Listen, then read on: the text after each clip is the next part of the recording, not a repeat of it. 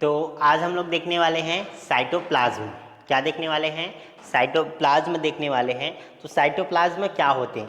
इससे पहले जो इंट्रोडक्शन वीडियो वगैरह था उसमें भी मैं आप लोगों को बताया था कि साइटोप्लाज्म क्या होते हैं। तो वही चीज़ और थोड़ा सा देखेंगे कि साइटोप्लाज्म क्या होता है। तो साइटोप्लाज्म के बारे में बताऊं तो ये जो रहता है कि सबसे देखो बाहरी जो स्ट्रक्चर है, जो प्लांट रहते हैं उसके सबसे बाहरी जो स्ट्रक्चर होते हैं उसको बोलते हैं सेल वाल। क्या कहते हैं उसको? सेल वाल कहा जाता है। ठीक, उसके नीचे एक मेम्ब्रेन होता है, झिल्ली, जिसको बोलते हैं सेल मेम्ब्रेन। क्या कहते हैं? सेल मेम्ब्रेन कहते हैं। ये जो सेल मेम्ब्रेन होते हैं अलग अलग ऑर्गेनिज्म हैं उसके अनुसार अलग अलग हो सकता है। जो बड़े बड़े ऑर्गेनील होते हैं जैसे माइटोकॉन्ड्रिया हो गया, प्लास्टिड हो गया, इनमें डबल मेम्ब्रेन होते हैं। और जो छोटे छोटे ऑर्गेनील होते हैं उसमें सिंगल मेम्ब्रेन होंगे, और जो और बहुत छोटा ऑर्गेनील होगा वो उसमें सिंगल मेम्ब्रेन होता है। ठीक है, तो ये सब चीज़ इसी के बारे में देखेंगे। तो इसमें जो लिक्विड जो भरा रहता है, सेल के अंदर जो लिक्विड भरा रहता है उसी को कहते हैं साइटोप्लाज्म। सेल के अंदर, ये मान लिया सेल है, सेल के अंदर जो पूरा लिक्विड भरा रहता है उसी को कहते हैं साइटोप्लाज्म। क्या कहा जाता है? साइटोप्लाज्म। अब देखो एक चीज़ और याद रखिएगा, साइटोप्लाज्म में अगर ये साइटोप्लाज्म जो है वो लिक्विड से क्यों भरा हुआ है, मतलब सेल के अंदर लिक्विड क्यों भरा है, इस बात को भी याद रखिएगा। मान लीजिए एक बैग है, ठीक है, इस बैग को मैं पीछे लटका लिया। अब इस बैग में क्या है, उसमें कोई मतलब बर्तन डाल दिया या और कुछ डाल दिया या बॉटल डाल दिया या बुक डाल दिया और कुछ भी डाल दिया और उसको डाल के मैं ऐसे ही भरा हूँ। अब मैं चलूँगा उसको, तो चलूँगा तो आपस में क्या होगा, जो बर्तन वर्तन रहेगा या बॉटल रहेगा वो टकराएंगे एक दूसरे से। ठीक है, कांच वाँच करेगा तो टूट जाएगा। आ रहा समझ में? लेकिन अगर क्या होगा कि इसी में जो बैग रहेगा, बैग में मैं लिक्विड वगैरह या कुछ बीच में भर दूंगा जिसकी वजह से वो टकराएंगे। जैसे याद रखिए दो कांच के बॉटल रहते हैं, वो टकराए ना करके बीच में कुछ कुछ डाल दिए रहते हैं। या आप देखे होंगे अमेज़ॉन वगैरह से कुछ मोबाइल वगैरह मंगाए होंगे तो उसके साइड साइड में थर्माकोल या और कुछ कुछ कागज़ वगैरह डाल दिए रहते हैं। या कांच का टीवी वगैरह लाते हैं उसमें कर देते हैं। क्यों करते हैं? ताकि वो किसी से भी टकराए तो उसका सेफ बना रहे और किसी से टकराए तो टूटे फूटे ना। वैसे ही क्या होता है, सेल जो होते हैं उसमें बहुत सारे ऑर्गेनिज्म होते हैं, जैसे माइटोकॉन्ड्रिया हो गया, प्लास्टिड हो गया और एंडोप्लाज्मिक रेटिकुलम हो गया। ठीक है, गोल्गी बॉडी हो गया, ये न्यूक्लियस व्यूक्लियस ये पूरा है। अब ये कहीं बीच में लिक्विड नहीं रहेंगे तो आपस में एक दूसरे से क्या होते रहेंगे, ये टकराते रहेंगे। ये इधर से टकराया, उधर से टकराया। और कहीं लाइसोसोम, लाइसोसोम जानते हो, एक एंजाइम सीक्रेट करता है, ठीक, जल अपघटन एंजाइम। ठीक है, वो अगर कहीं किसी के ऊपर पड़ गया तो समझो उसको ब्लास्ट कर दिया। इसीलिए कहा जाता है क्या, किसको? लाइसोसोम को आत्महत्या की थैली। ठीक है, क्योंकि वो अपघटन मतलब जल अपघटन हाइड्रोलिटिक एंजाइम को सीक्रेट करता है। ठीक है, क्लियर? तो ये हो गया साइटोप्लाज्म। तो साइटोप्लाज्म शब्द है इसको किसने दिया था? तो साइटोप्लाज्म जो शब्द है इसको दिया था स्ट्रासबर्गर ने। किसने दिया था? स्ट्रासबर्गर ने दिया था। ठीक है, साइटोप्लाज्म क्या होता है? तो कोशिका द्रव्य। ठीक है, कोशिका द्रव्य उसी को कहा जाता है, किसको? साइटोप्लाज्म को। ये हिंदी नाम है। ठीक है, और केंद्रक, केंद्रक मतलब होता है न्यूक्लियस। केंद्रक मतलब क्या होता है? न्यूक्लियस। क्या होता है? न्यूक्लियस। ठीक है, कोशिका झिल्ली मतलब सेल मेम्ब्रेन। कोशिका झिल्ली मतलब सेल मेम्ब्रेन। क्या होता है? Cell membrane. ठीक है, उसके बीच में उपस्थित होता है, मतलब क्या है, न्यूक्लियस और सेल मेम्ब्रेन के बीच में। तो ये न्यूक्लियस हो गया, ये बड़ा सा आपको दिख रहा होगा, न्यूक्लियस हो गया।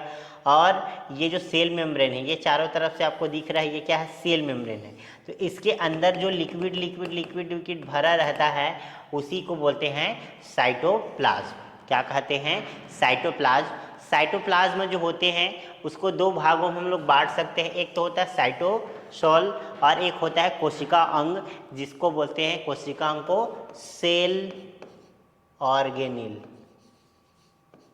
क्या बोलते हैं? सेल ऑर्गेनील। ठीक है, कोशिकांग, सेल ऑर्गेनील, ये दोनों चीज़ों से मिलके बने होते हैं। ठीक, तो जैसे साइटोसोल क्या होता है, तो साइटोसोल याद रखिएगा जो सेल के अंदर भरा हुआ, यानी कि सेल मेम्ब्रेन है उसके अंदर, सेल मेम्ब्रेन में चारों तरफ से कवर है, उसके अंदर जो लिक्विड भरा हुआ है उसको बोलते हैं साइटोसोल। क्या बोलते हैं? साइटोसोल। और इसमें किसी भी प्रकार का कोई भी जीव नहीं होता है, ठीक है। इसके अंदर मतलब जो ये नहीं बोल रहा हूँ ना कि इसके अंदर मैं बात कर रहा हूँ, किसके अंदर?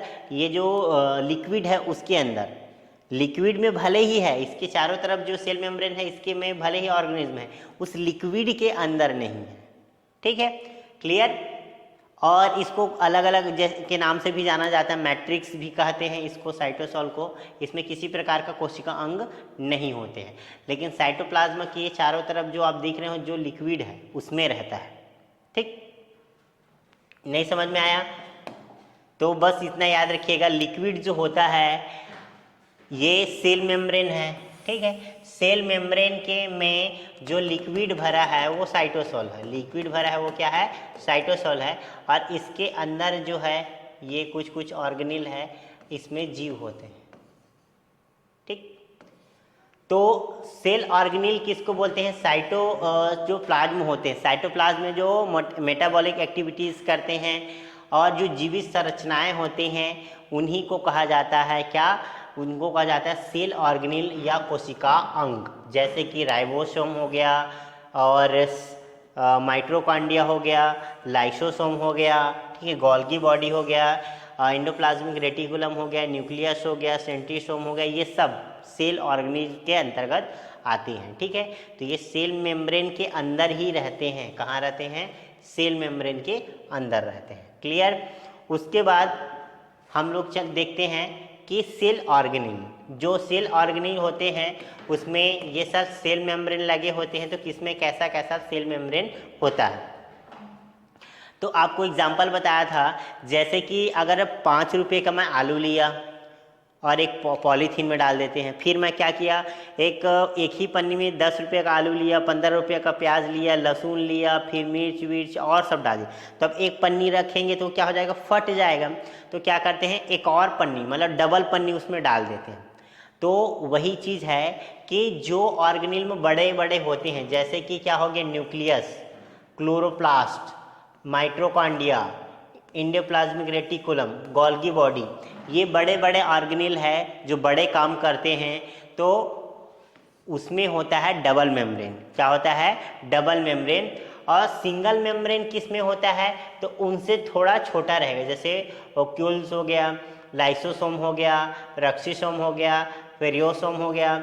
ये इसमें क्या होते हैं, ये जो होते हैं सिंगल मेम्ब्रेन होते हैं। और जो बहुत ही छोटे छोटे होते हैं, जैसे कि राइबोसोम हो गया, सेंट्रोसोम हो गया, क्वांटोसोम हो गया, ये मेम्ब्रेन लेस होते हैं। इसमें किसी भी प्रकार का कोई भी झिल्ली या मेम्ब्रेन नहीं होता है। याद रखिएगा, सबसे बड़ा जो ऑर्गेनिल कौन सा है? तो प्लास्टिड है। कौन सा है? प्लास्टिड है।